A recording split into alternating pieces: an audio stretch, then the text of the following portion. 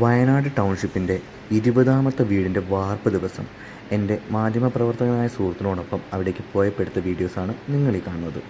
നമ്മൾ കയറി വന്നത് ഓൾറെഡി പുൽപ്പാറ എസ്റ്റേറ്റിലേക്കുള്ള തകർന്നുകൊണ്ടിരിക്കുന്ന വഴിയാണ്. നിലവിൽ ഈ വഴിയും പണിക്കും മറ്റ് ആവശ്യങ്ങൾക്കും വേണ്ടി ഉപയോഗിക്കുന്നുണ്ട്. ഈ കാണുന്നതാണ് മാതൃകാ വീട്. ബാക്കി വീടുകളുടെ പണി ഇതാ അങ്ങനെ ആകാശത്തിലേക്ക് ഉയരുകയാണ്. എവിടെ നോക്കിയാലും എപ്പോഴും പണി നടക്കുന്നുണ്ടെങ്കിലും ഒരുപാട് പൊടി പാറി മലിനമാക്കുന്ന ഒരു രീതി ഞാനിവിടെ കണ്ടില്ല.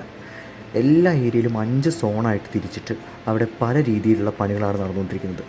ചില ഭാഗത്ത് റോഡുകൾ, ചില ഭാഗത്ത് വീടുകൾ, ചില ഭാഗത്ത് മറ്റ് കെട്ടിടങ്ങളായ ആശുപത്രി പോലുള്ളവ. ഈ റോഡ് കണ്ടോ, മൾട്ടി ലെയർഡായിട്ട് എത്ര ഭംഗിയായിട്ടാണ് ചെയ്യുന്നതെന്നുള്ളത്.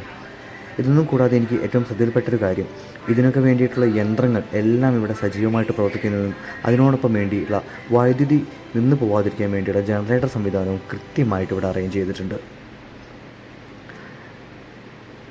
മാതൃകാ വീടിൻ്റെ താക്കോല് കിട്ടാത്തത് കൊണ്ട്, ഞാൻ മാധ്യമപ്രവർത്തകനൊന്നും അല്ലാത്തതുകൊണ്ടും എനിക്കകത്തേക്ക് കയറാനൊന്നും പറ്റിയില്ല. അതുകൊണ്ട് ഞാൻ കയറി ബാക്കി ഭാഗങ്ങളൊക്കെ കണ്ടു.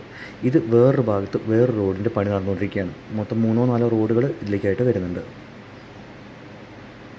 ചുരുക്കി പറഞ്ഞു കഴിഞ്ഞാൽ ശാസ്ത്രീയമായ പണി നടക്കുന്നത് കൊണ്ട് തന്നെ മഴ ചതിച്ചില്ലെങ്കിൽ, വേറെ പ്രശ്നങ്ങളൊന്നും ഉണ്ടായില്ലെങ്കിൽ, ജനുവരിയിൽ തന്നെ പ്രതീക്ഷിക്കുന്ന പോലെ നമുക്ക് നമ്മുടെ ചൂരൽമലയുടെ സഹോദരങ്ങളുടെ വീട്ടിൽ കൂടുതൽ നല്ലൊരു ബിരിയാണിയായിട്ട് അടിച്ചു പൊളിച്ച് കൂടാമെന്ന് തന്നെ പ്രതീക്ഷിക്കാം.